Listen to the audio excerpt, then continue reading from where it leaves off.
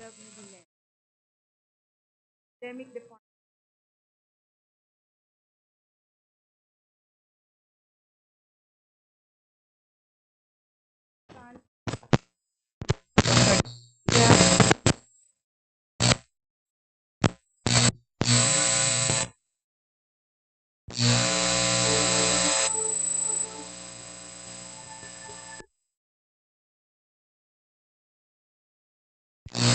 Dr. Maria Donabel Udean.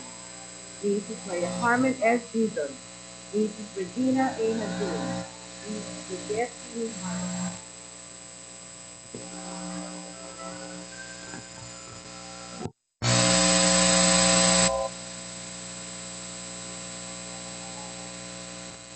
Dean. Dr. Cherito M. Bernido. Dr. Elena C. Borromeo. Dr. Julieta G. Duncan. Dr. Cecilia D. Santiago. Dr. Rosemary I. So. Dr. Cecilia C. Umpay.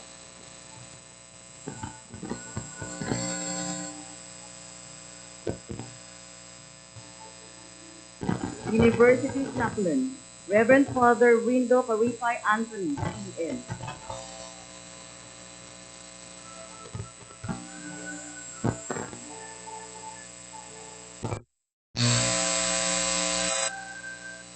Members of the Administrative Council, Dr. Bella Marie L. Fabian, Assistant Vice President, Administration.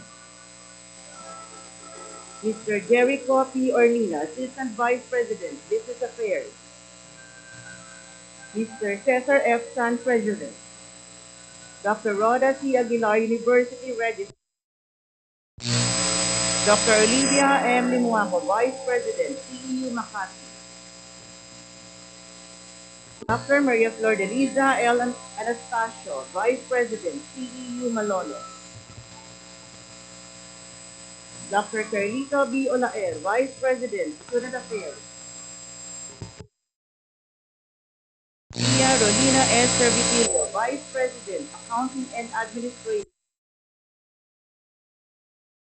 Erna B. Yabut, Vice President, Research and Evaluation and Corporate Information Officer. Dr. R. Perez, Senior Vice President, Academic Affairs. The University Mace Bearer, Mr. Eugene Mark D. Serra III.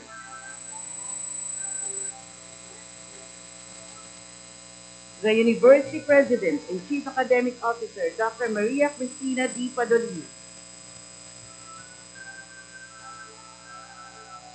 The Commencement Speaker, Associate Justice Jose Midas C. Marquez.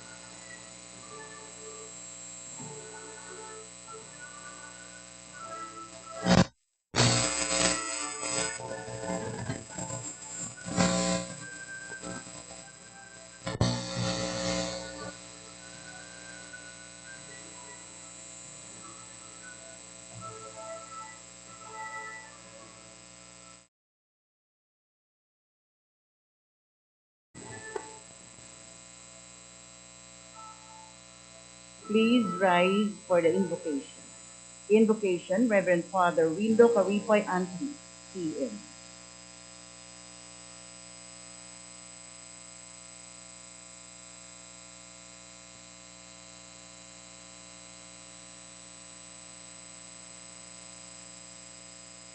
Good morning, dear brothers and sisters, and congratulations to you, graduated students. I'm sure the success and what you have accomplished have made you better people, especially the life and the journey that you had at Centro Escolar University, which especially equipped with the values of CNCRE virtue. In the faith,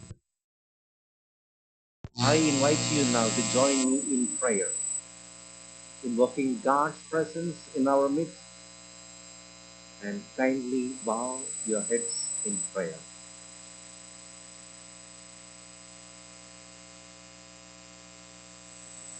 Let us pray.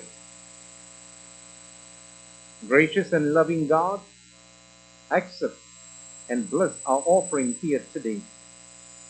We ask now for your divine hand to be upon these graduates as they and their families and mentors and parents celebrate this brand new milestone.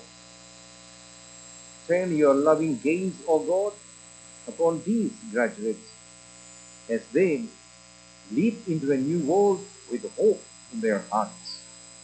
Make them strong and pure so that they can build their tomorrow with confidence and faith and develop it with generosity. Help them to find faith in you amid the chaos and turmoil.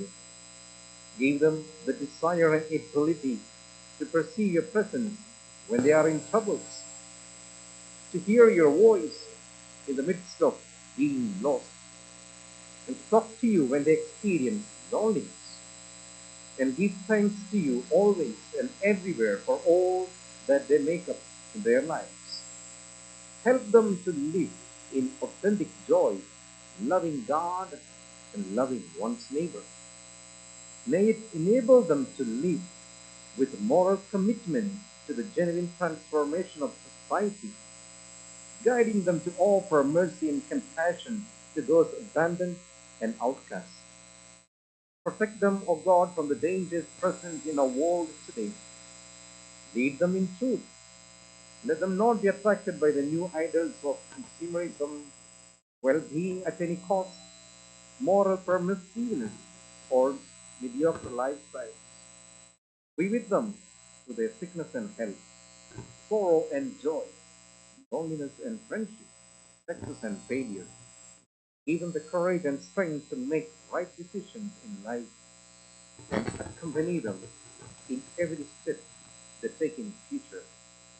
Bless them, O God, and bless us all, and bless Centro Escolar University.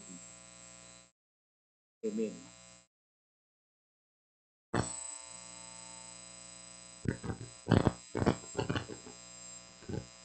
Entry of the following.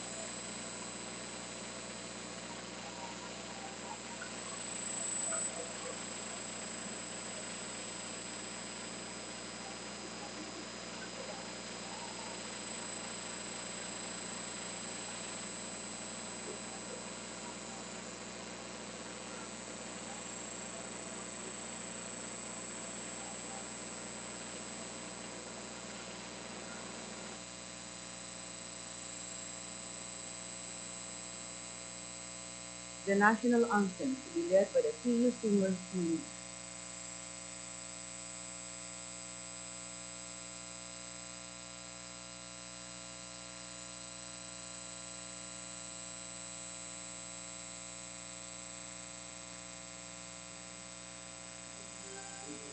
Sa silanganan, alag ng puso, sa dibdib mo'y buhay. Lupang hinirang, tuyat ka ng mag-ibig, sa manlulupi, ikapasisili, sa nagkakapunan sa simula. Sa langit mong agaw, kanila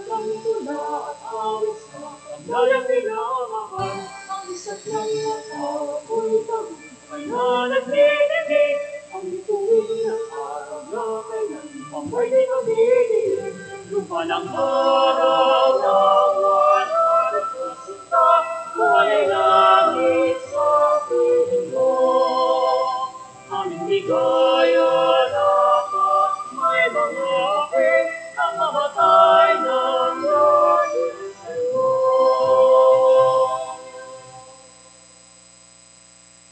Grounding of colors.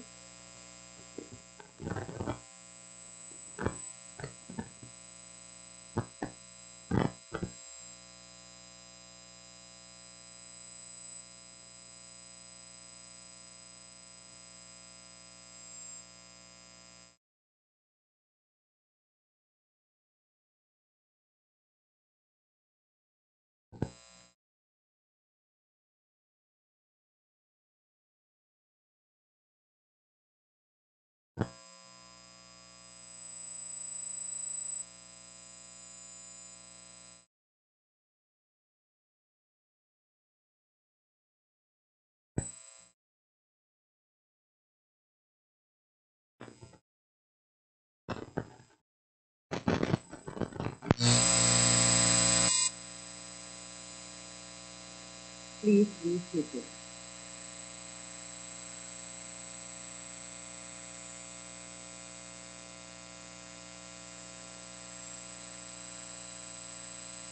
Introduction of the commencement speaker, Attorney Rita Linda V. Jimenez.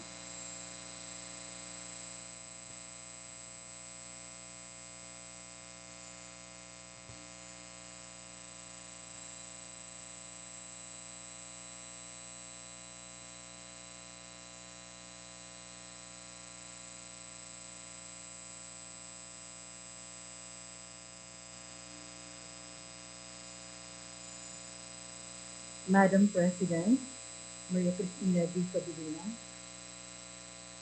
dear graduates, friends, ladies and gentlemen, I was given the distinct privilege and pleasure of introducing to you our guest of honor and commencement speaker.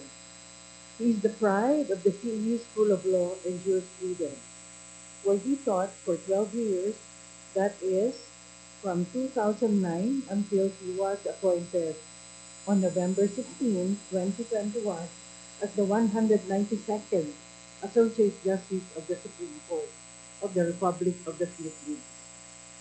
Prior to his appointment as Associate Justice of the Supreme Court, Justice Jose Maidas P. Marquez served for 25 years in various capacities at the Supreme Court.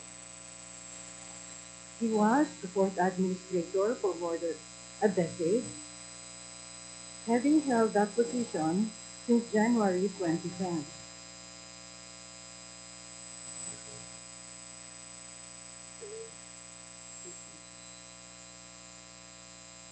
Prior to his appointment as Associate Justice of the Supreme Court, Justice Jose Maidas P. Marquez served for 25 years in various capacities, as I mentioned earlier.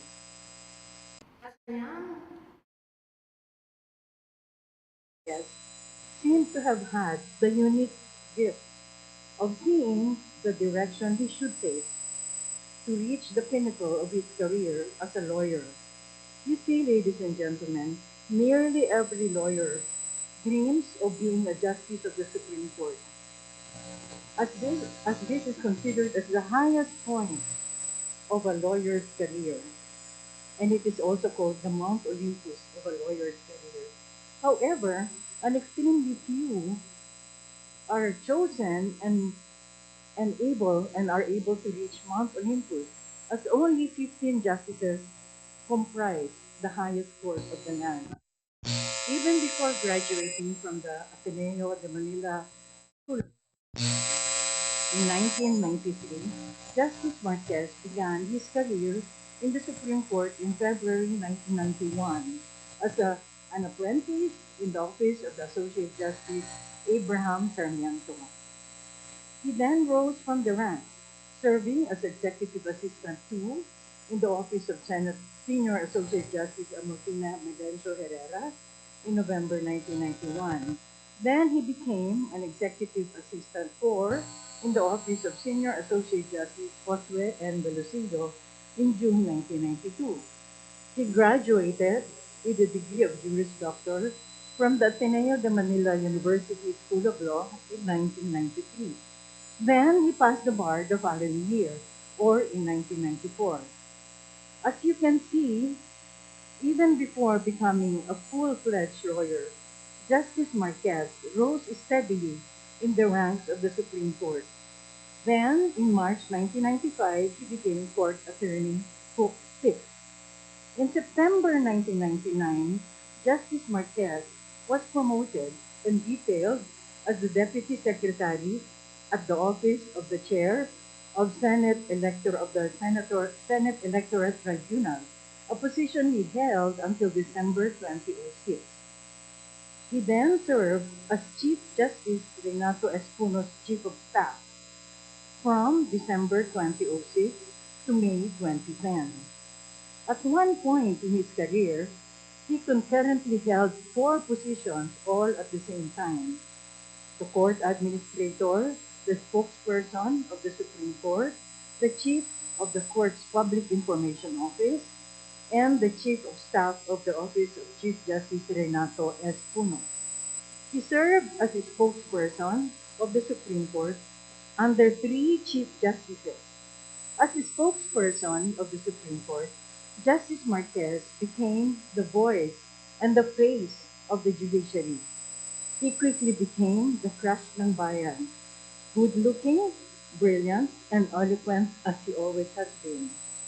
After serving as Assistant Court Administrator and Chief of the PIO from March 2007 until Justice Marquez was appointed Deputy Court Administrator in August 2009, and then as the 14th Court Administrator in January 2010, a position he served until his appointment as Associate Justice of the Supreme Court of the Philippines on November 16, 2021. Justice Marquez has authored and published several books, some of which are Effective Litigation and Adjudication of Election Contests, Fundamentals of Nursing Law, Jurisprudence and Ethics, Puno Justice and Puno Speak, which he both edited, Omnibus Election Code, with Rules of Procedure and Jurisprudence in Election Law.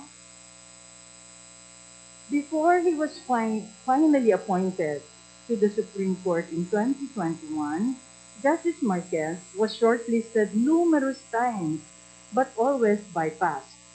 But that did not deter him. Knowing in his heart that he can be an asset to the Supreme Court, he patiently and tenaciously pursued his dream until he was appointed. His perseverance, industry, and work ethics should inspire all of us here today. Talent and brilliance have never been enough to reach one's goals and dreams. Talent and brilliance must be accompanied by hard work, perseverance, and tenacity. Only 55 years of age, Justice Marquez will become one of the longest serving justices in the country. He will, he will occupy his judicial seat until February 2036, upon reaching the mandatory retirement age of 70.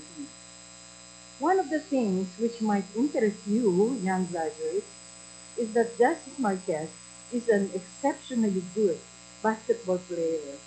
His friends think that had he not risen fast in the ladder of the judiciary, he might have become a star player in the Philippine Basketball Association. There is so much more in the curriculum vitae of our commencement speaker. But lest my introduction ends up longer than his speech, I have to end here. So, ladies and gentlemen, it is my honor, privilege to introduce to you Associate Justice Jose Maidas P. Marquez.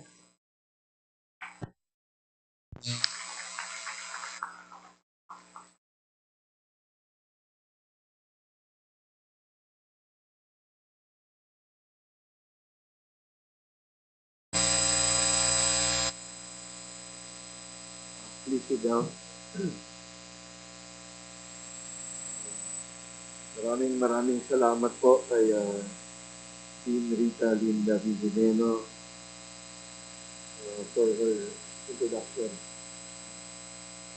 That is one benefit we get when appointed on a exalted position. We get to hear your eulogy.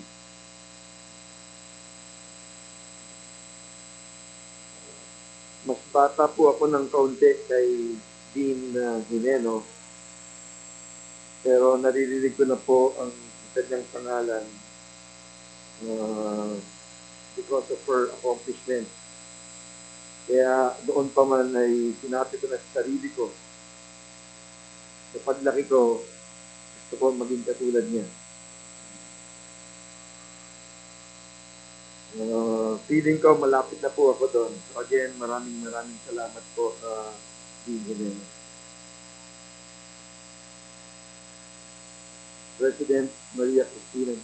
Catalina, the University Board of Directors.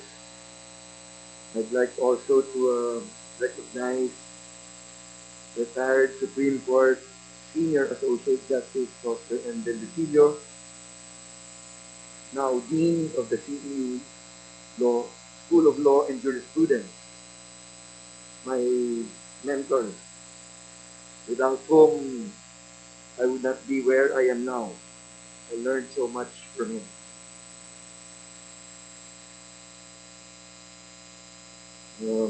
Graduates, family, friends, and esteemed guests, magandang umaga po sa inyong lahat. It is indeed a pleasure to be with you all this fine day in this historic Manila Hotel. I've been advised that students only want two things when it comes to commencement speeches. First, they want the speaker to be inspiring. And second,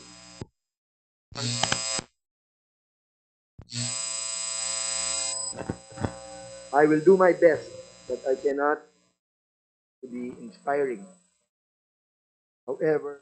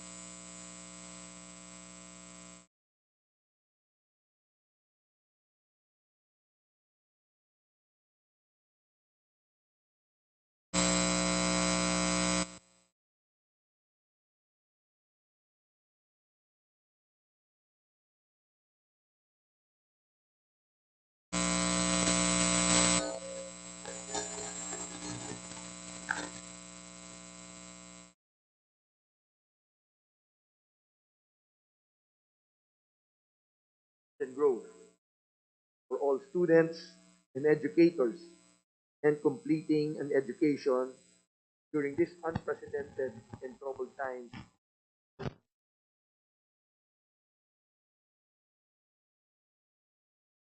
And schools have been compelled to adapt quickly to new modes of learning and teaching.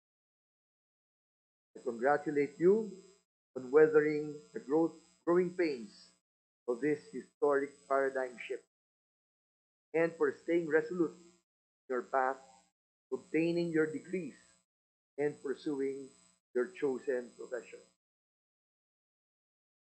Of course, family and friends who made this achievement possible with their love and support also deserve recognition. This day and this achievement is much theirs as it is yours. Say, as it may seem, it is an undeniable truth that no man is an island. I, for one, know that anything I have achieved, I could have only achieved the love and support of family and friends. To paraphrase Taylor Swift, who I understand is very popular with the Gen Z crowd, we are each a patchwork quilt of those who have loved us, who have believed in us, who have shown us empathy and kindness. Remember to thank these people for all they've done for you and for bringing you to this moment. In the same way, the progress we have made in improving our COVID-19 response cannot be attributed to one person or group of people alone. This progress would not have been possible without concerted and coordinated efforts from all sectors of society, with our medical professionals and scientists at the front lines. While we hesitate to claim that the COVID-19 pandemic is behind us, especially considering the recent infection numbers, we believe we are slowly but surely working our way back to some semblance of normalcy. And as the country begins to take its first steps out of the long shadow of COVID-19, you, the graduates of 2022, are taking your first steps away from this university that has been your home for years. Leaving school is, in many ways, the loss of a community. You are leaving behind the comfortable and the familiar, the routines to which you have become accustomed, the people with whom you've experienced some of the most formative moments of your lives. However, not everyone will be able to leave school with you.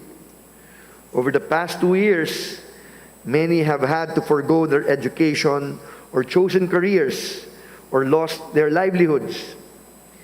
Even more have suffered other losses in one form or another.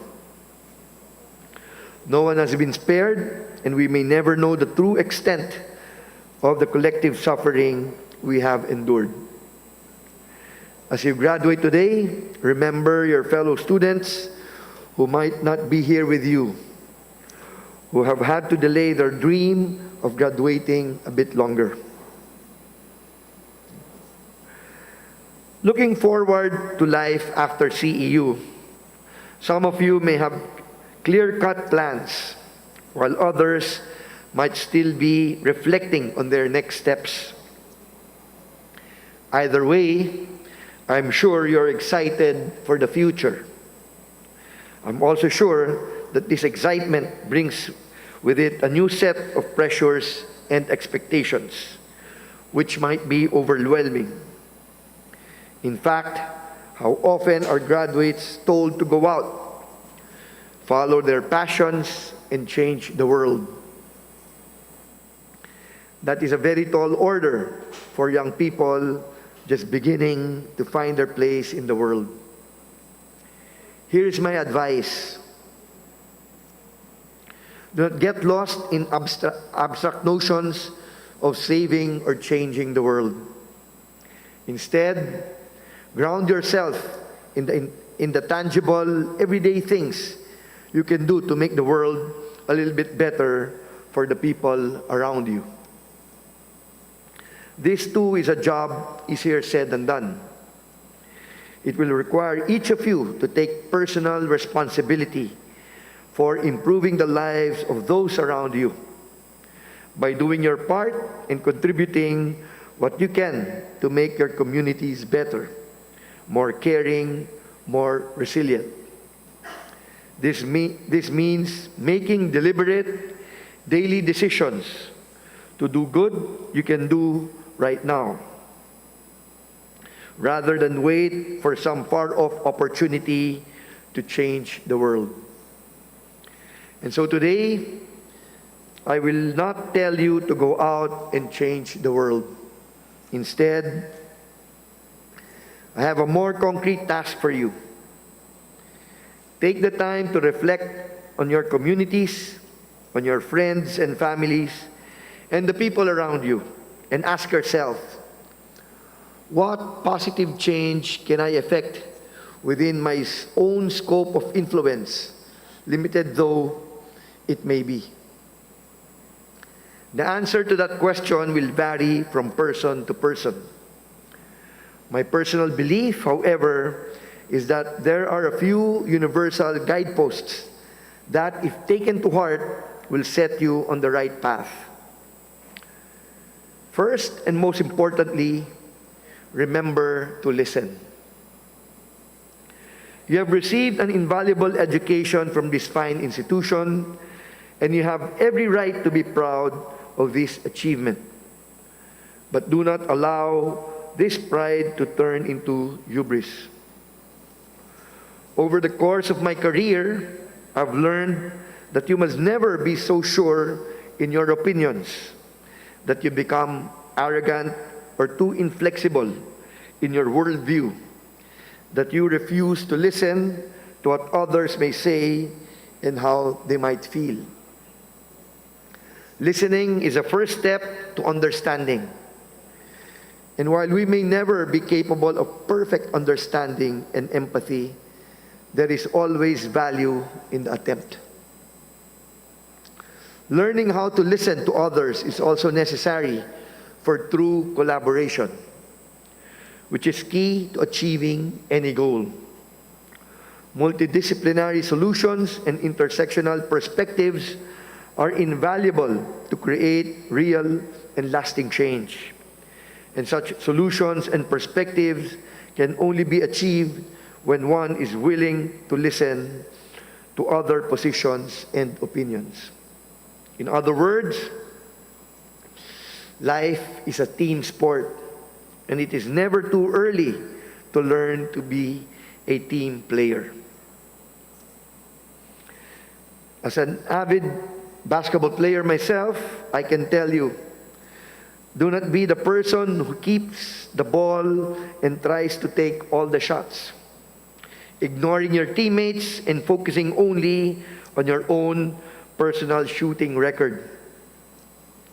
Knowing when to pass the ball to is just as important as knowing when to take the shot. The best teams are those that understand how to use each player's unique strengths that work together to win, rather than relying on one or two stars. It may seem strange to hear an incumbent justice of the Supreme Court emphasize the importance of collaboration. In fact, when people hear Supreme Court or justices, collaboration is hardly the first word that comes to mind.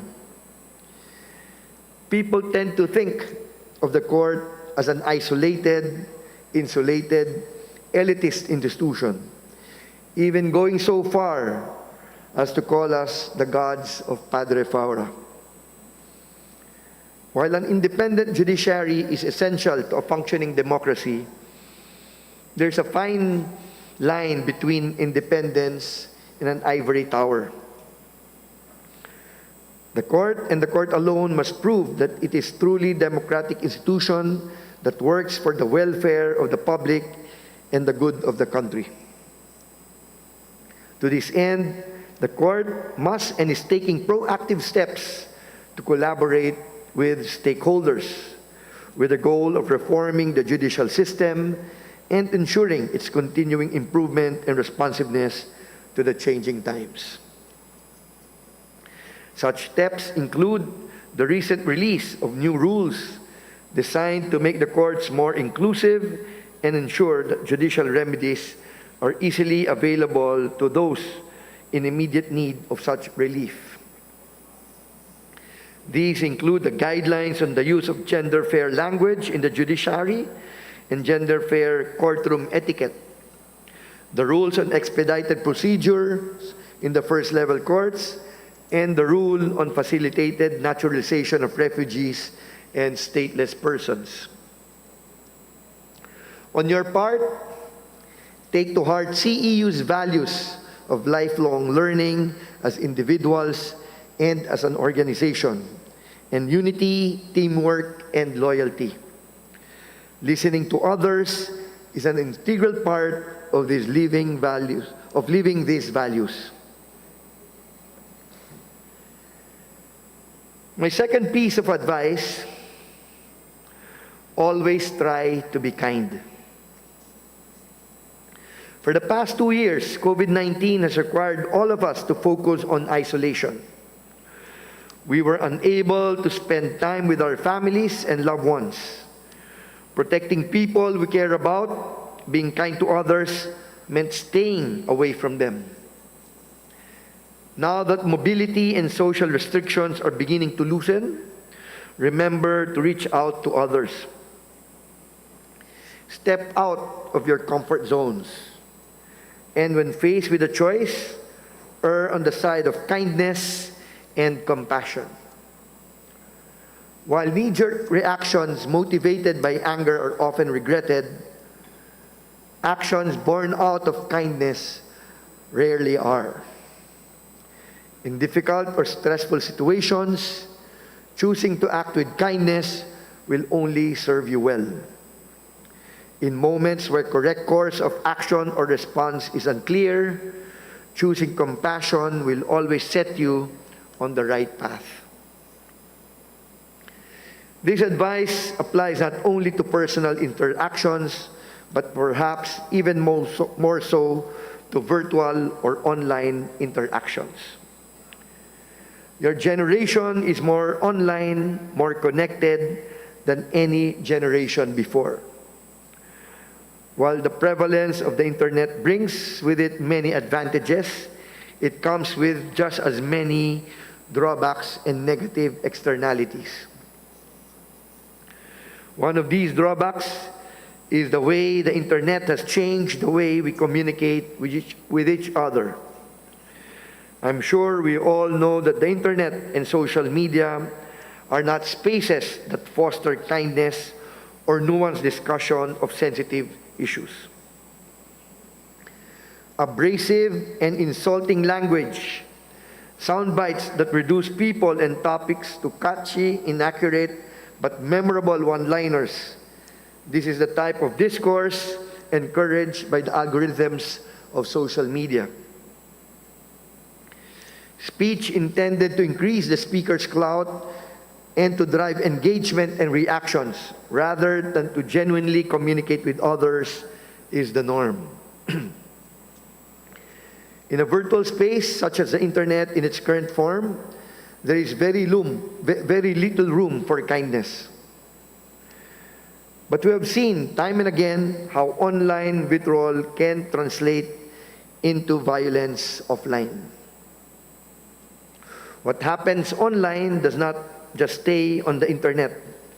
Rather, it creates ripple effects that result in real-world harm.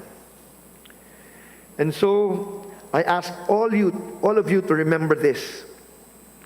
The way you speak to and interact with real people online is no less reflective of you and your values than the way you would speak to these same people face to face.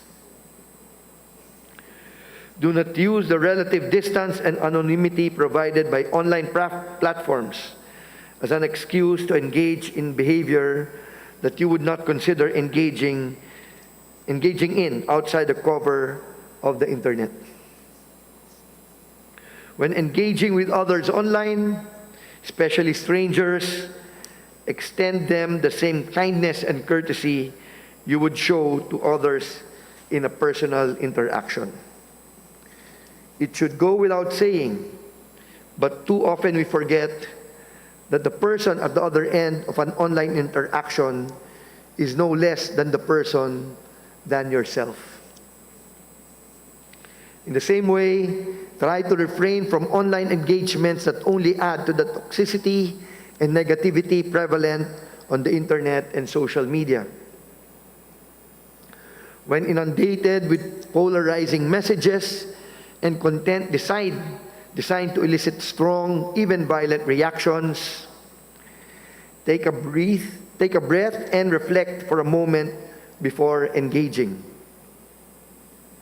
Ask yourself, does this really deserve a response? Or am I simply giving the platform or the poster interactions and clicks they can monetize into advertising fees? Will engaging with this post or this message improve the discourse and result in a net good? If you answer no to these questions, please step away from the keyboard and put away your phones. Of course, no one is capable of perfect kindness. We are flawed human beings with human emotions, and we will make mistakes, lash out in anger, and sometimes we will forget to be kind and compassionate. That is perfectly fine. All I ask is that to do the best of your ability. You try to live by CEU's core tenet of valuing others, caring for them, and empowering them. While we may have different religious convictions and spiritual philosophies, at the end of the day, I believe that always trying to err on the side of kindness and compassion, however imperfectly, is a universal good. Third and finally, now is the best time to act as time goes by faster than you can imagine. When you are young, with your whole life ahead of you, time feels like an unlimited resource. In your 20s, the idea of being in your 50s is almost incomprehensible. But years can go by in a blink of an eye, and each decade will turn quicker than the decade before. Your challenge is to decide what you will do with the time that you have. No one can determine the course of your life but you. No commencement speaker can give you a roadmap for the future, a foolproof instruction manual on how to live your life. But CEU has taught you that you have a social responsibility as citizens of the Filipino nation and of the world. You have a responsibility to use what little time we have on this earth to do good and in the ways that you can, both big and small. And to paraphrase Nigerian author Chimamanda Ngozi Adichie, to minister to your community in a real, active way. Time is too short and too valuable to waste on petty squabbles or unkind words, whether online or in person. It is too limited to fritter away on an unintentional, aimless life. When the time comes for you to reckon with your lives and the decisions that you have made, you will likely have regrets and wish that you did some things differently. But you will not regret the time you spent in the service of others. Remember, now is always the best time to act. In closing, I told you earlier that I would not ask again and will result in significant, widespread change.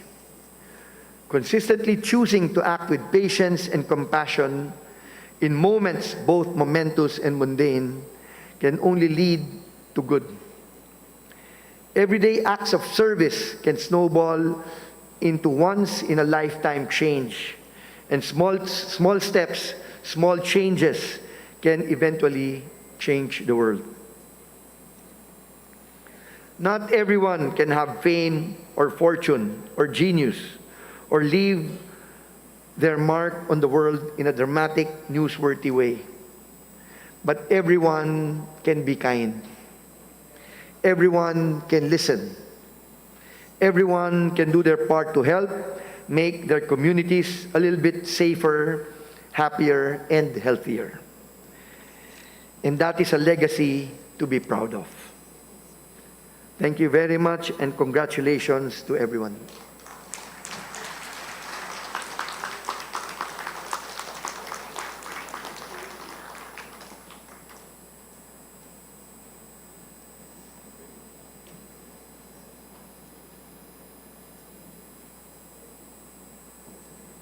Petition for the conferment of degrees.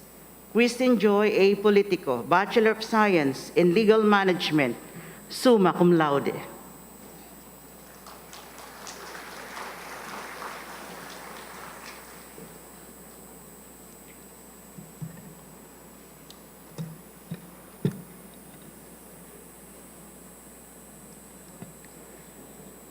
The Board of Directors, the University President and Chief Academic Officer, Dr. Maria Cristina D. Padolina, members of the Administrative Council,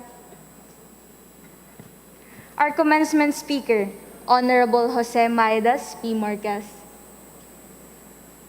deans, department heads, program heads, faculty members and staff, proud parents and guardians, friends, fellow graduates, good morning.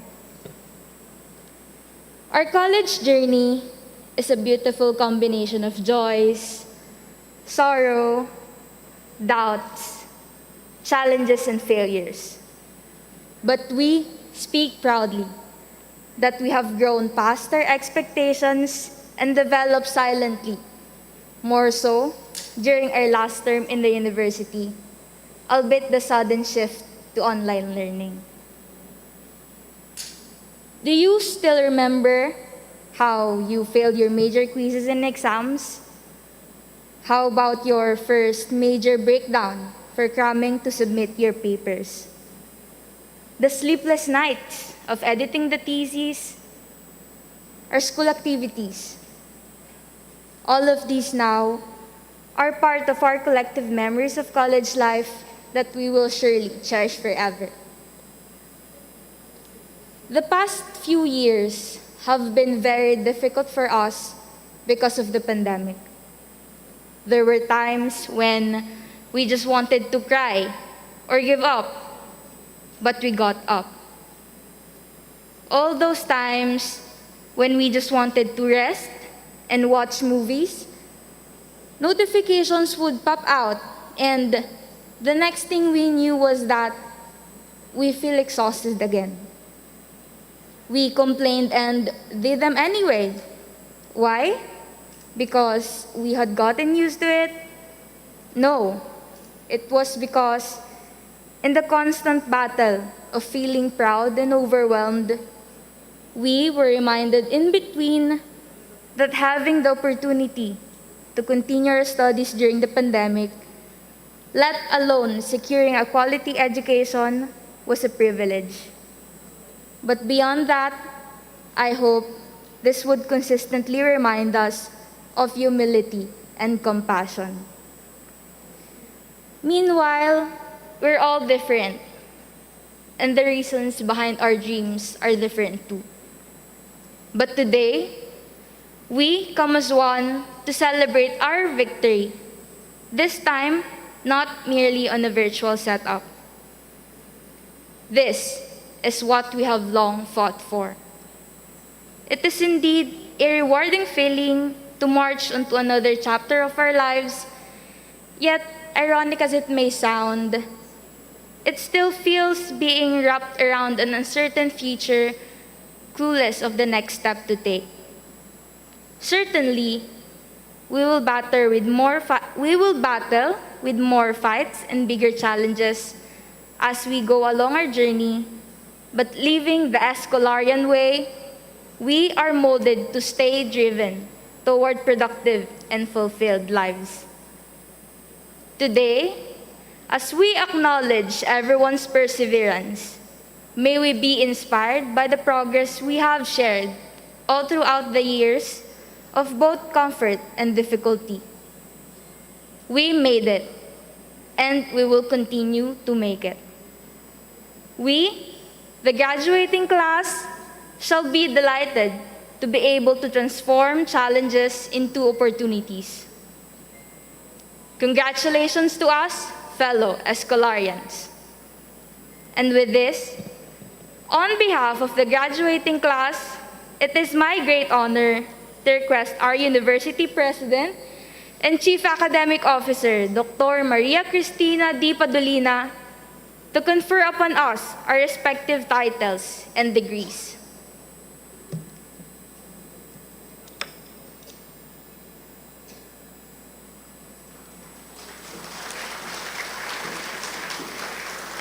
Conferment of degrees, Dr. Maria Cristina D. Padolina, President and Chief Academic Officer. Graduates, please rise.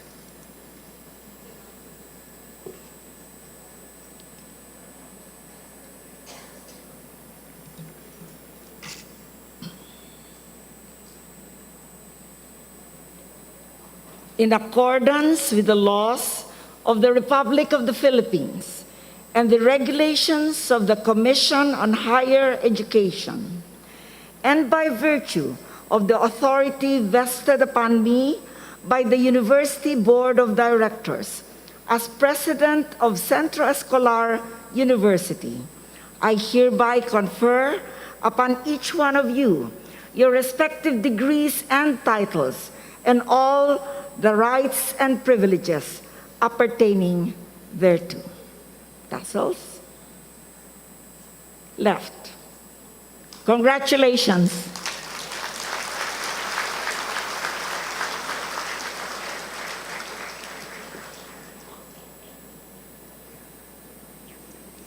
Please be seated.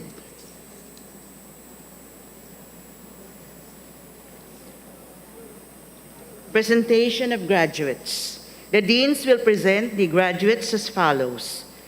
Dr. Rosemary Aiso, Dean, School of Accountancy and Management. Dr. Charito M. Bermido, Dean, School of Medical Technology. Dr. Cecilia Siongcad, Dean, School of Nutrition and Hospitality Management. Dr. Elena C. Borromeo, Dean, School of Optometry. Dr. Cecilia D. Santiago, Dean, School of Pharmacy. Dr. Julieta Z. Dunca, Dean, School of Science and Technology.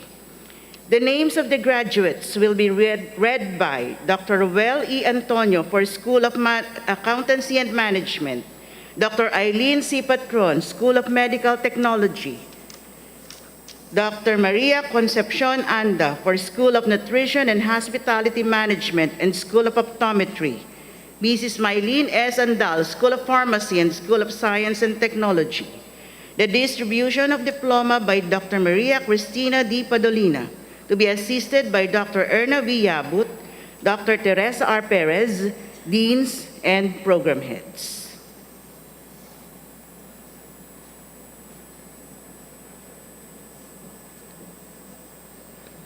Madam President, I have the honor to present the graduates from the School of Accountancy and Management.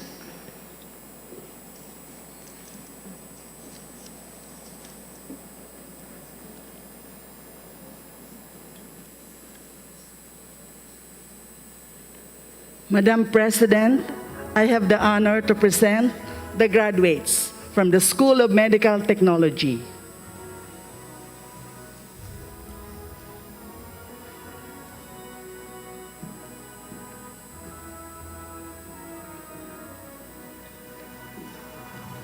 Madam President, I have the honor to present the graduates from the School of Nutrition and Hospitality Management.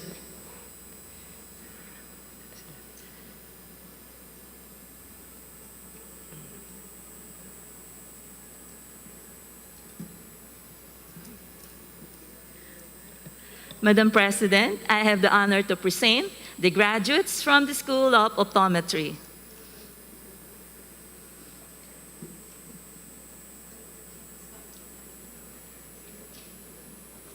Madam President, I have the honor to present the graduates from the School of Pharmacy.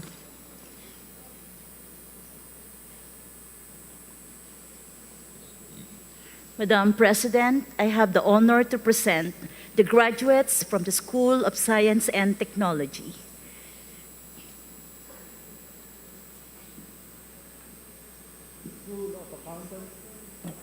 School of Accountancy and Management. Graduates as of first semester, school year 2021-2022. Bachelor of Science in Business Administration, major in Management. Dwayne Edward J. Cho. Eric F. Imperio. Brian Marvin E. Resulta. Pamela Grizel N. Tan. Christine Tauyan. Bachelor of Science in Business Administration, major in Marketing Management. Matthew L. Guanlao. Remo Theodore U. Magbuo. Gia Ann S. Misiano. Christine May P. Ramos. Graduates as of school year 2020-2021, Bachelor of Science in Business Administration, major in Management. Alexis N. Alcisto. Andrea Gabriel D. Aranya. Kathleen Kelly C. Bernardo. Danica P. Carolino, cum laude. Kiara Daniel M. Casuela. Sheena A. Panganiban. Jaira Monique G. Flores. Bachelor of Science in Business Administration, major in Marketing Management. Carlos Antonio D. Benito. Ralph M. Wakiko. Chevrolet H. Padasas. Graduates as of school year 2019-2020. Bachelor of Science in Accountancy. Kristen Joy Andaya. Christine Jaina B. Bautista.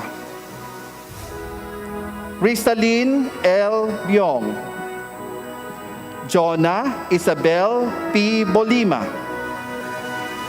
Apple Jane D. Braganza. Maria Abigail L. Comia. Noaira M. Mangadang. Chelsea Marie J. Marquez.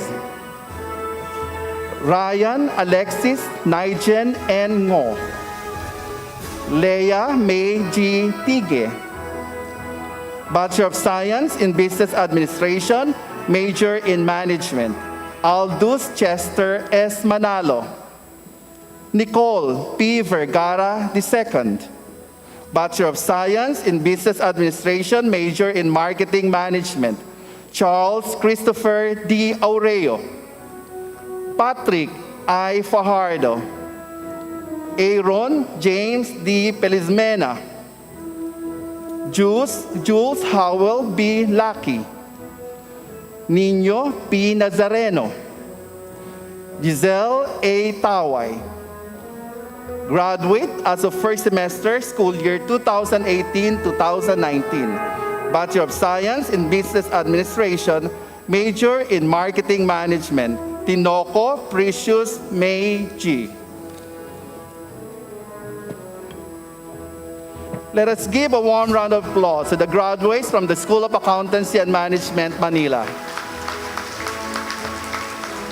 CEU Makati, graduates as of first semester, school year 2021-2022. Bachelor of Science in Business Administration, major in Management. Shireen Arnold Eliza P. Aglibot. Criza Nicole B. Lanon. Bachelor of Science in Business Administration, major in Marketing Management, ABM. John Carl C. Claudio. Bachelor of Science in Business Administration, major in Marketing Management, Gian Carlo J. Bernabe. Graduates as of school year 2020-2021, Bachelor of Science in Business Administration, major in Marketing Management, ABM, Rosette D. Basco. Paula Kim D. Cancio, magna cum laude. Bachelor of Science in Business Administration, major in Management, John Fredericks R. Alonso. Abigail A. Dikiatan, magna cum laude. Michelle M. Lapina, summa cum laude. Renz Jason M. Marasigan, cum laude. Sofia Denise S. Meman, Bachelor of Science in Business Administration, major in Marketing Management, Hans Gino M. Aviles. Micaela Francesca R. Cuenca, magna cum laude. Same Zaira M. Del Rosario, magna cum laude. Jackie Marie Jacobs, cum laude. Ariel P. Lintongan, cum laude. Neil Patrick McIntyre, magna cum laude. Audrey D. Rosal, cum laude. Von Rafael L. Viado, cum laude. Bachelor of Science in Legal Management, Christine Joy A. Politico, summa cum laude. Let us give a warm round of applause to the graduates from the School of Accountancy and Management, Makati. CEU Malolos, graduates as of first semester, school year 2021-2022, Bachelor of Science in Business Administration, major in Financial Management, Tracy P. Alvaro. Bachelor of Science in Business Administration, major in Marketing Management, Lester Neil C. Risha. Let us give a warm round of applause to the graduates from the School of Accountancy and Management, Malolos.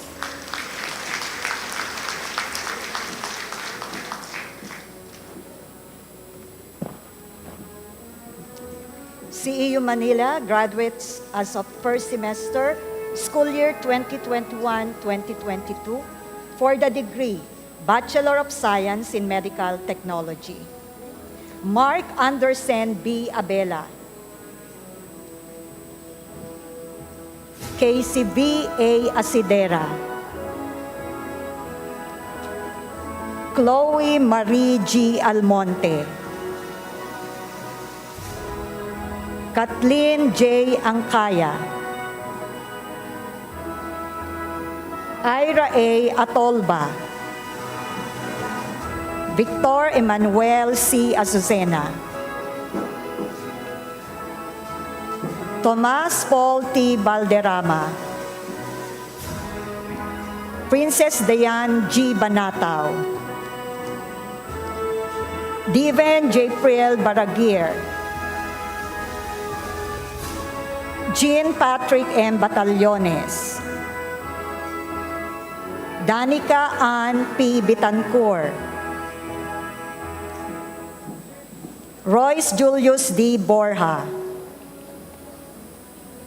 Rachel D. Cabanela. Anvil John V. Calara. Kyle A. Kalong-Kalong. Chelsea Erica S. Colanivan. Kazel A.C.D. David. Ira Camille L. Domingo. Beatriz Micaela C. Edrada. Jose Lemuel A. Ermita. Jessa P. Evangelista. Chelsea G. Evardome. Cindy Moore S. Flores. Tricia Beatriz L. Fuentebella. Shaira F. Gandeza. Jean D. Garcia, Catherine Mariel E. Hermino, Argel May E. Gonzalez, Lynette G. Hurst, Kyla May J. Kawata, Shara Joy V. Lanes, Ina Desiree G. Lopez, Riza Marie B. Lotto, Hamida M. Macaradi, Atalia Bernice S. Macay, Aracel Joy M. Marin, Kathleen May C. Medina, Mary Celine Janela A. Mercado, Christine Joy M. Miguel, Marian May Q. Mondigo, Ezra S. Morilla, Rigel Reyla A. Osuyos, Edeline Angelica V. Pecauco, Angelica P. Kiawit, Eliza Marie C. Kimimano, Chelsea Faye P. Rabino, Angel Limuel B. Raza, Steffi Lorraine M. Reyes, Jane Ami Yula T. Ricardo, May Angelique A. Riego, Rowana Carmela D. Rodriguez, Elaine Kate A. Roquien, Christopher Ryan C. Salas, Danica Jane B. Santiago, Claire Rio V. Tino, Glenda Ivana B. Valencia, Hazel M. Vergara, Jennifer Selena G. Villaluz, Gian Alexa I. Vio Vicente. Graduates as of school year 2020-2021, Jacqueline M. Almario, Chris Daniel J. Castillo, Clarice May L. Cotexon, Jade Ashley G. Cruz, Francis Nicole L. De Los Santos, Renzi Rosa Maria A. Fernandez,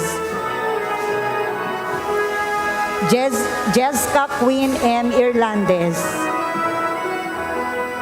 Michelle Ann A. Manguera, Lexan Ray T. Manuel, Rina Samantha M. Mystica,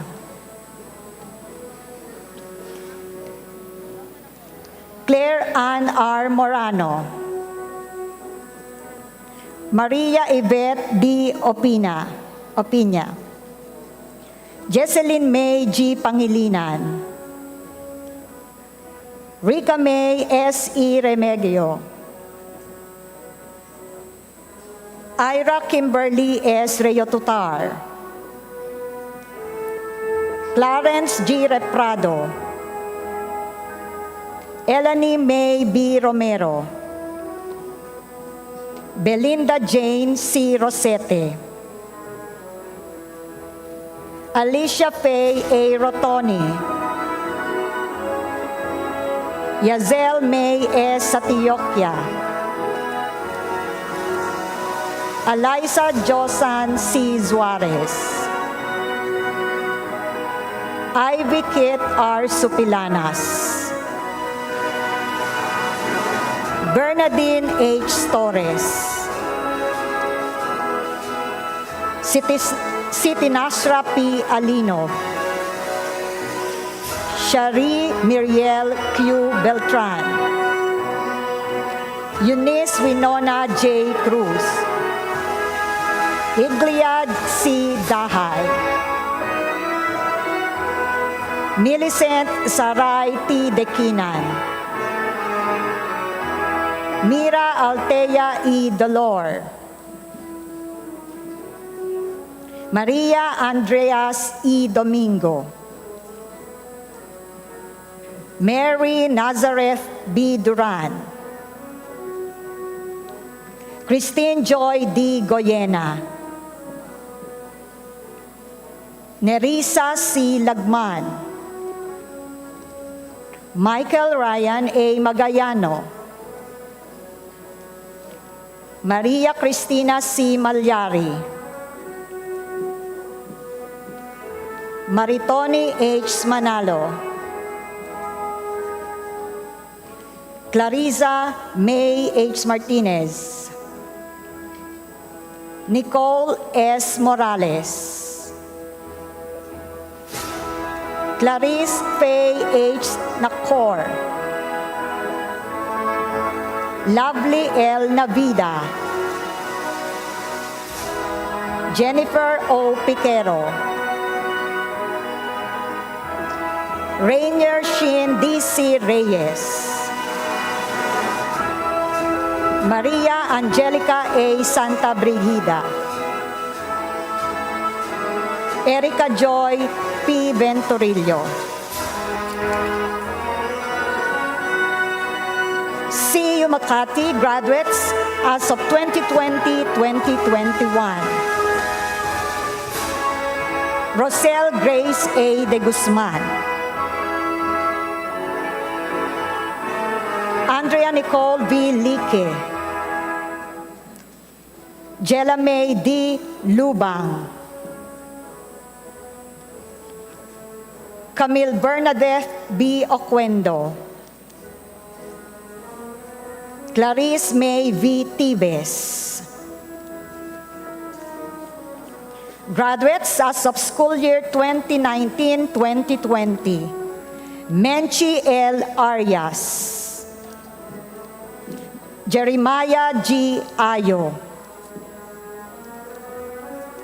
Pauline Joy S. Baer,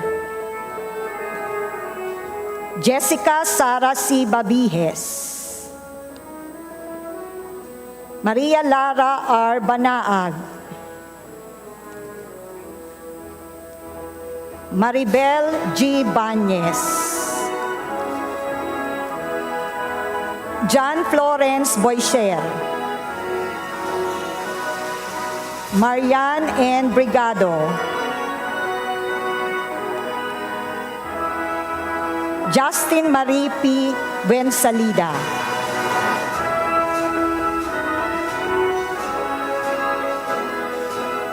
Kaima Danica S. Cabanilla, Clarice T. Kadangan, Olga W. Candoy, Ivy Jane L. Castillo, Justine G. Cubar, Diana Del V. Daganzo, Paul Anthony H. De Castro, Steffi Ann Marie G. De Castro, Ricalyn P. Dolieto, Lawrence Albert L. Evangelista, Hana Paula F. Pontelera, Hil Andrea Chasandra B. Go, Rebi Ann C. Hugo,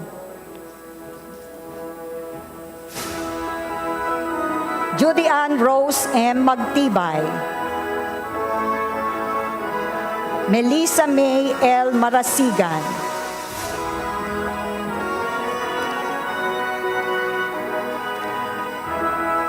John Kenneth S. Mendoza, Saima M. Motalib, Nelisa May O. Oquendo, Averiel V. Padilla,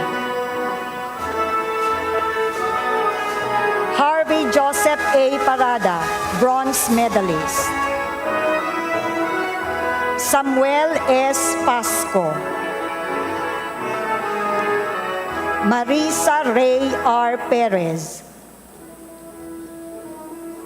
Mark John D. Puatu, Maribeth Ann I. Robles, Sherlyn Gail Q. Rosal, Dennis Rafael M. Salumbides, Paul Ann C. Samonte, Roselyn Joy D. Son, Anna Joyce G. Tan, Leah Patricia Alain U. Tumawak, Pelaine Mitzi Cariel S. Ugas, Elizabeth Ashley E. Villanueva, Bien Micaela P. Walde, Laika May M. Yap, Kyla Kisley G. Yuson,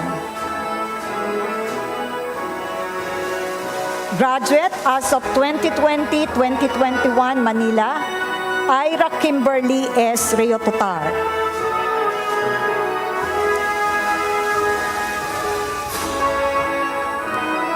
Let us give a warm round of applause to the graduates.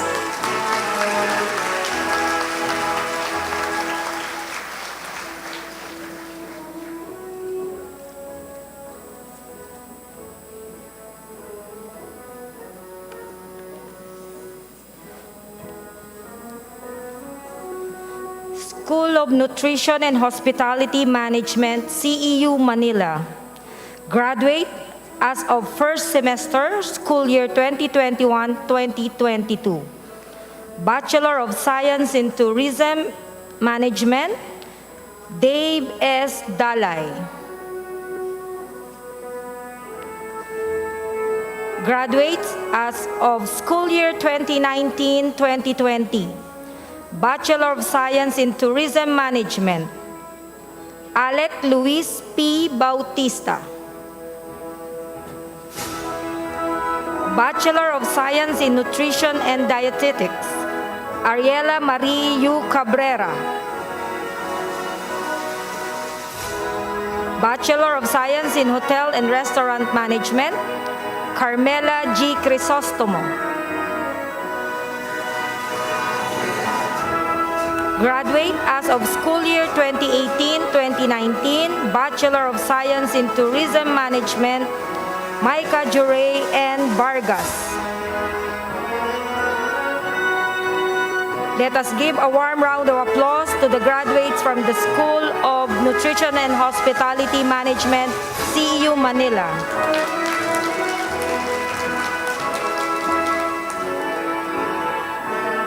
CEU Makati. Graduates as of first semester, school year 2021-2022, Bachelor of Science in Tourism Management, Danielle Francesca C. S. Cerrado, Genvi Marie C. Pasana, Angelica Therese Rosal, Liuliwan G. Virgo. Graduates as of school year 2019-2020, Bachelor of Science in Hotel and Restaurant Management, K.D. Andrade. Carmela B. Delpin. John Iruel S. Felicilda. Ivy Drew P. Gingayan.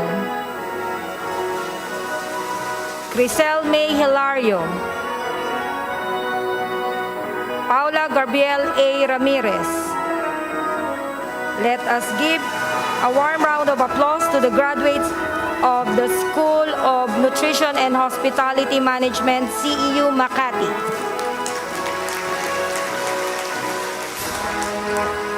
CEU Malolos, graduate as of school year 2018-2019, Bachelor of Science in Tourism Management, Janine P. Oviedo. Let us give a warm round of applause to the graduates of School of Nutrition and Hospitality Management, CEU Malolos.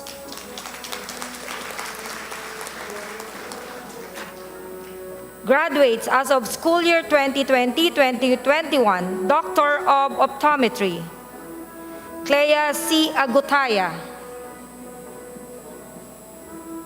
Clarissa Ann E. Mercado,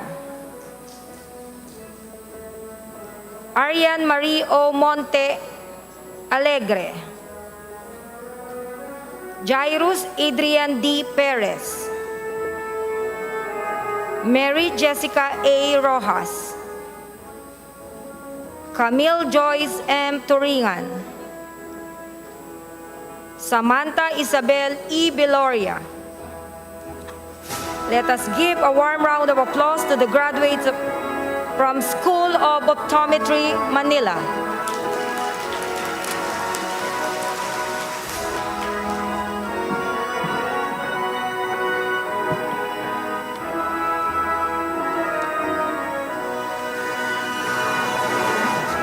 School of Pharmacy, CEU Manila.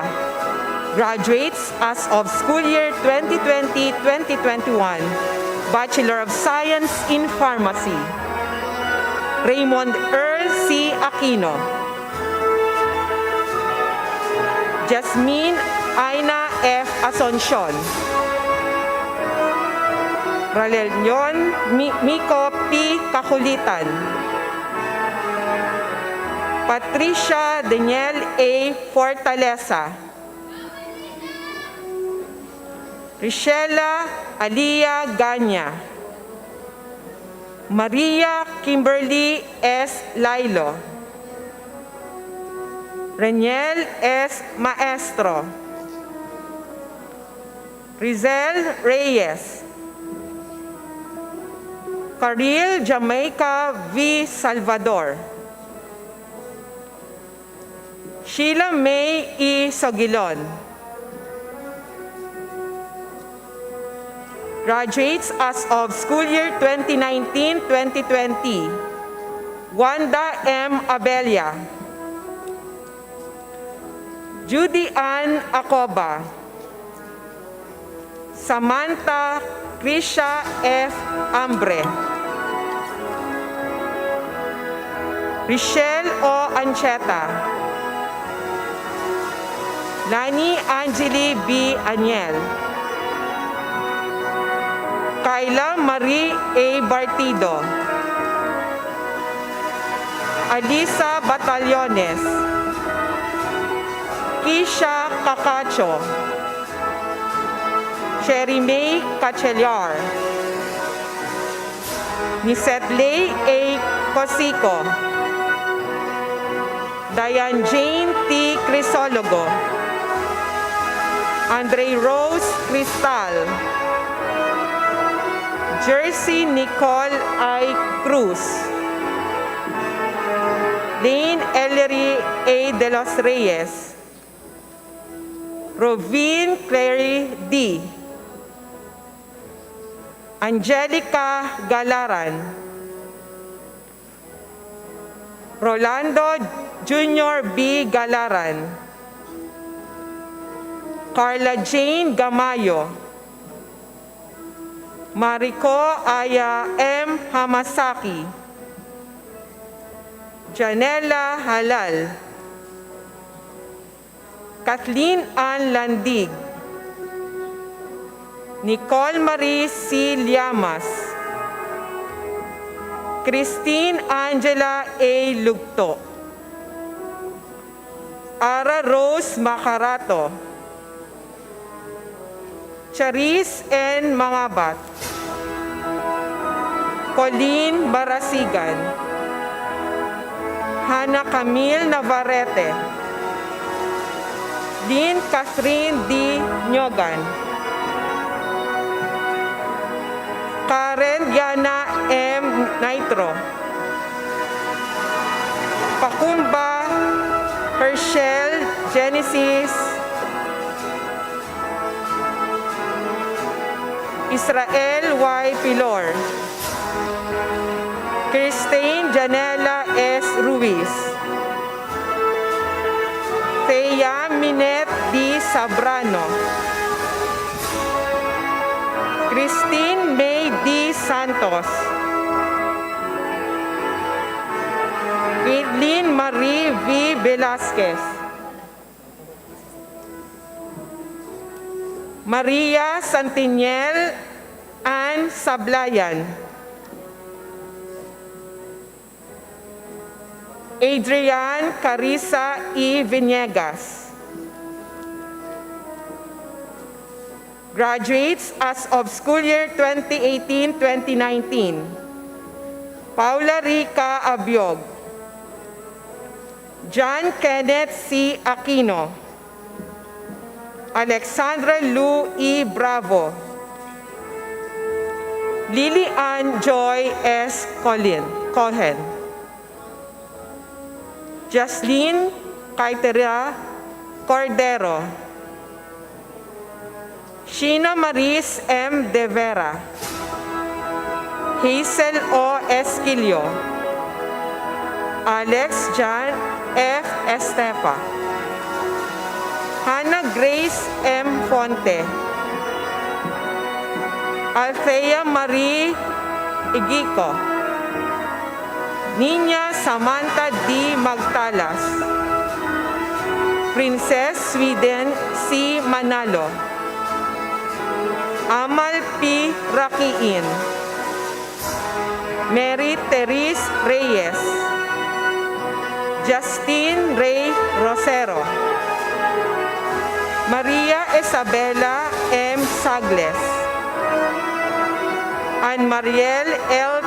Titong, Princess Charlene A. Tua, Michael Angelo L. Villena.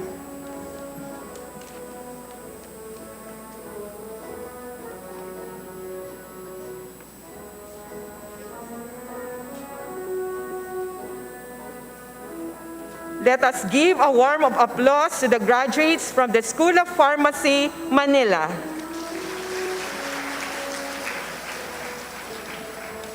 CEU Makati, Department of Pharmacy, Doctor of Pharmacy, graduates as of school year 2020-2021. Ann Azazel A. Amparo, Patricia B. Bolacan, distinction. Divine Angela A. Carandang, Shanine Ann M. Carbonell with distinction. Neil Ashley U. Dean, distinction. Maria Camille L. Dimaisip, distinction. Rysel Jacel S. Diaz with distinction. Aaron Mike E. Esguera, high distinction. Sharina May D. Macasil, Christia Amor V. Marasigan, Elana Case B. Natividad,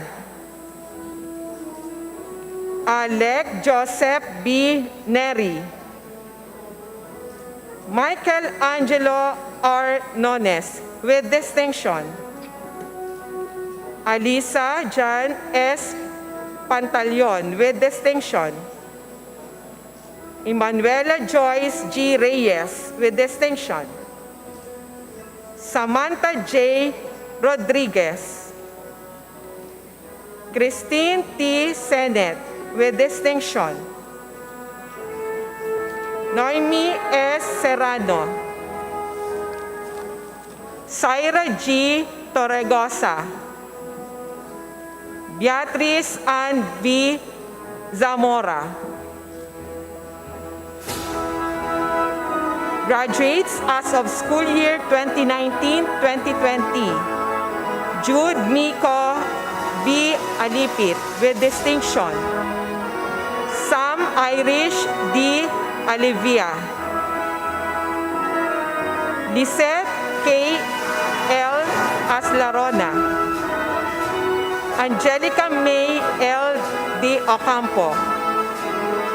Genesis John P. Del Parto. Jezreel Pia T. De La Cruz. Mara B. Minay. Cherry B. Palma, with distinction. Cassandra M. Sagon. Joby Rose R. Tubo.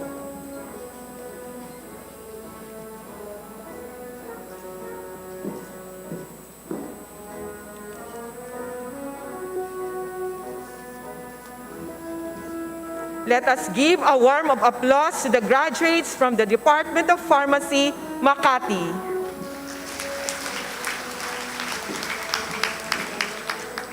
CEU Malolos, Department of Pharmacy.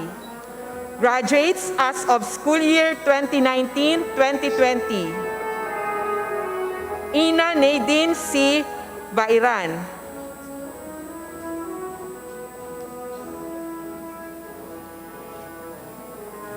Jed Emmanuel P. Ebaan. Margaret S. Nicolas. Chinet E. Puerta. Sean Alexander M. Talag.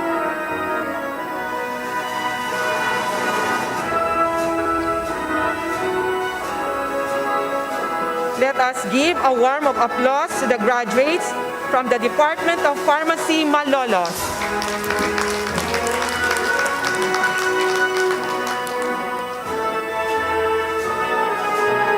School of Science and Technology, CEU, Manila. Graduate as of first semester, school year 2021-2022. Bachelor of Science in Computer Engineering. Joanne May S. Umayam.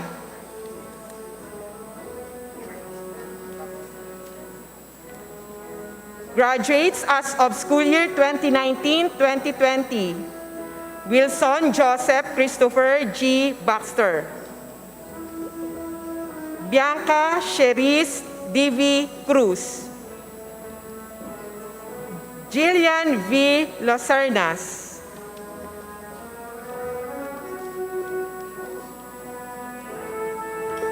Graduate as of school year 2019-2020, Bachelor of Science in Computer Engineering.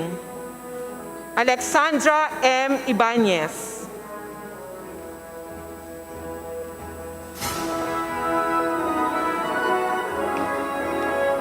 Let us give a warm of applause to the graduates from the School of Science and Technology, Manila. CEU Makati, Psychology Department. Graduate as of school year 2019-2020, Bachelor of Science in Psychology. Justin R. Trespeces.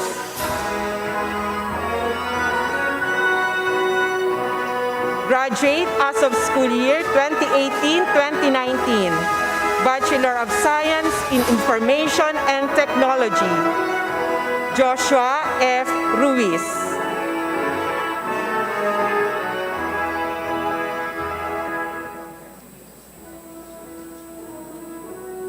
Let us give a warm of applause to the graduates from the School of Science and Technology, Makati.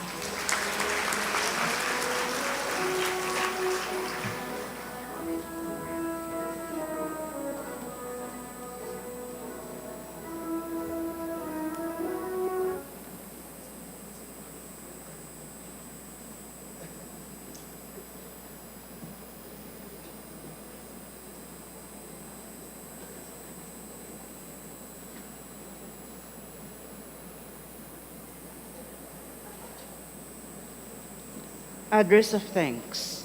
Michelle M. Lapina, Bachelor of Science in Business Administration, major in Management, summa cum laude, CAU Makati.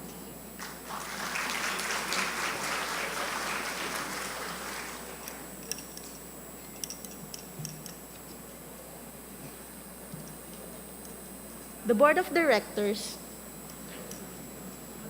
our University President and Chief Academic Officer, Dr. Maria Cristina D. Padolina, members of the Administrative Council, our commencement speaker, Honorable Jose Maidas P. Marquez, deans, department heads, program heads, faculty members and non-teaching staff, parents and guardians, friends, fellow graduates, good morning. One of the biggest challenges that we face was the sudden shift to online learning brought about by the COVID-19 pandemic. And it happened during our last year in CEU. Despite this, we managed to surpass this unexpected event in our college lives. Looking back, we endured so many things that we thought we are not capable of. And these were all part of the plan. Everything in our lives today has a purpose. This applies as well to all the people whom we have met and who are part of our lives. Meeting them has never been an accident. Therefore, I'm honored and humbled to acknowledge and to thank everyone who has been part of our journey. Thank you, our deans, program heads, and professors, for all your efforts in imparting your God-given knowledge and skills to us, and for doing your best to make every discussion and lecture substantial, yet light and fun. Our gratitude also goes to all non-teaching staff who worked very hard in making all our school transactions smooth and hassle-free. To my fellow Escolar graduates, I thank you for being family for the past years. Our stay in the university is definitely a memorable experience to cherish because of your presence and love.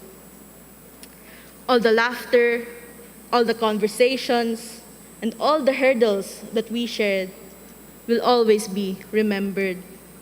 And I hope that our friendship will continue forever. To our families, thank you for being the best support system that we could ever have. You always make us feel that we are worthy of love and care. And you inspired us to be the person we are today. Once again, we thank you from the bottom of our hearts, and we love you. And for the most part, the reason why we are all here today, our Father in heaven, thank you for your providence and guidance. We thank you for the strength, the wisdom, and for blessing the works of our hands. All we have today, our skills, our abilities, we owe it all to you. And now, as we look back, let us thank our alma mater, our second home, Centro Escolar University, for being the bridge that connected us closer to our dreams, and for providing us a safe and fun learning environment where we enjoy doing the things that we are passionate about, and for providing us quality education, and for teaching us to be persons with right values. My beloved CEU, we will miss the pink walls that provided us with meaningful learning experiences in and out of the classroom, which made us attain holistic development. Today, as we leave this campus, remember the happy and sometimes sad experiences that molded and shaped us from the ground up. Thank you and congratulations everyone for doing a job well done. Mabuhay ka, mahal naming pamantasan.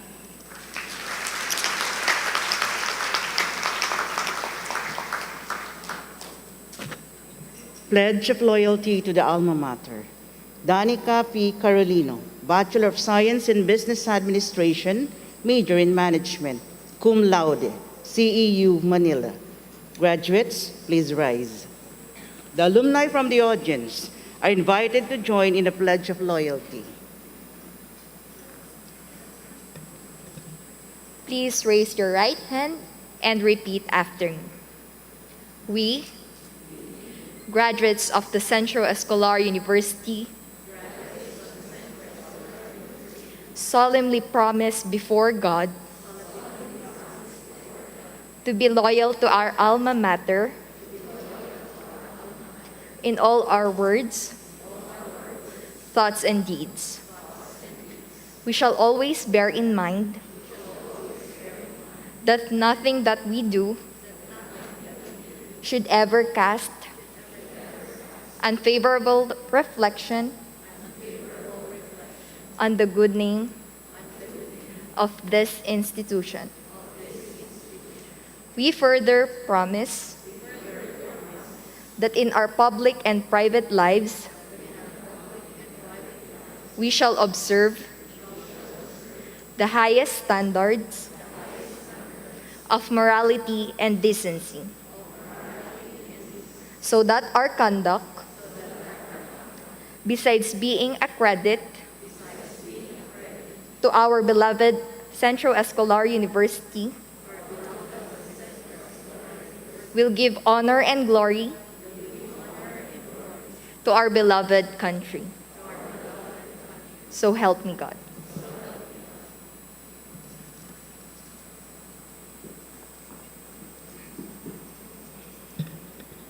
Acceptance of the Pledge of Loyalty by the President, Dr. Maria Cristina D. Padolina.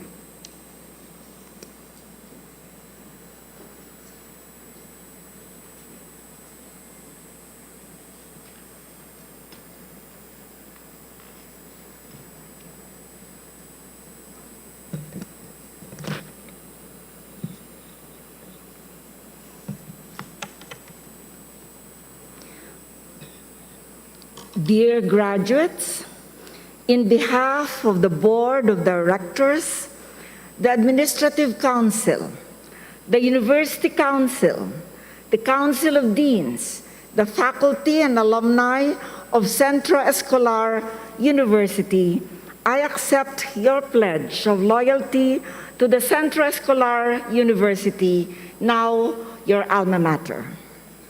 With your parents, relatives, and friends as witnesses, I bind you to your promise that you will endeavor to be a credit to Centro Escolar University in your private and professional lives. I charge you to use your education to participate actively in the pursuit of national goals for progress and prosperity, to contribute to the eradication of ignorance and poverty, and the mitigation of crime and immorality in our country and the world. I admonish you, as you strive to find your respective places in society, to always give prominence to the philosophy of Centro Escolar University, Ciencia y Virtud. In the immediate and distant future, do find time to return to your alma mater to renew fraternal ties. The blessings of God be yours to enjoy and to share. Congratulations.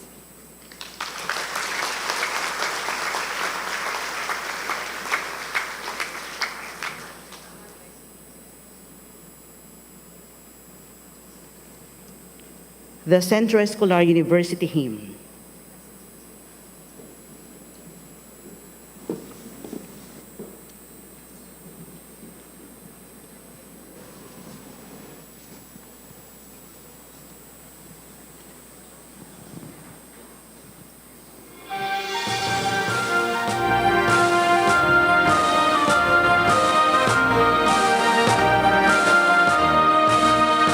Mabuhay ka, mahal naming pamantasan. Papuri sa dakilang Centro Escolar.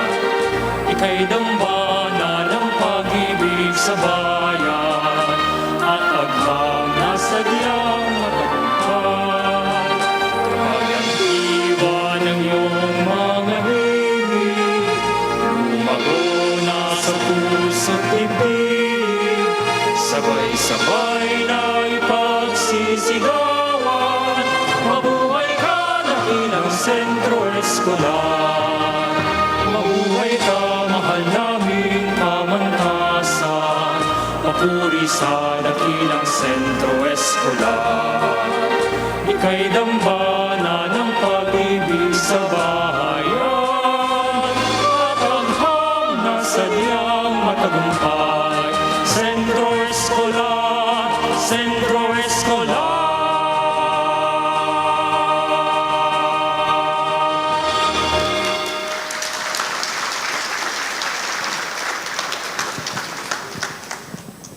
Recessional. The audience is requested to remain seated until the callers, the university mace, the university president, the commencement speaker, the other administration officers, the board of directors, and the faculty members have left the stage and the graduates have left the hall. The recessional from the stage will proceed in the order which is in reverse of the processional.